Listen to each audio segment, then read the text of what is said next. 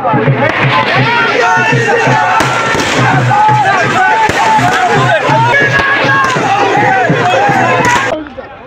প্ৰতি যি মৰম, আমাৰ প্ৰতি যি বিশ্বাস আস্থা, এইটো আজি আমি দেখিবলৈ পাই আমি অভিভূত হৈছোঁ। আৰু মই ভাবোঁ যে যি নতুন দায়িত্ব মই পাইছোঁ, এই দায়িত্ব পালন কৰাৰ ক্ষেত্ৰত, এই ৰাইজৰ প্ৰতি থকা মোৰ দায়িত্বখিনি পালন কৰাৰ ক্ষেত্ৰত যাতে ভগৱানে মোক আশীৰ্বাদ কৰে, তাকে আজি দিনটো মই কামনা কৰিছোঁ।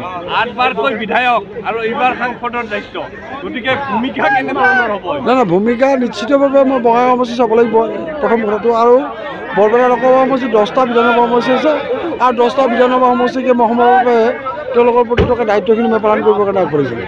ৰাষ্ট্ৰীয় প্ৰেক্ষাপটত যদি চাই পুনৰবাৰ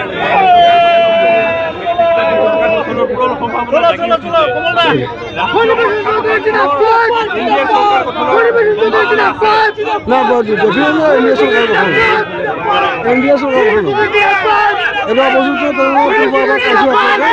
আৰু এনডিএ চৰকাৰ হ'ব, আৰু নৰেন্দ্ৰ মোদী ডাঙৰীয়া প্ৰধানমন্ত্ৰী হ'ব, ভাৰতবৰ্ষৰ প্ৰধানমন্ত্ৰী হ'ব।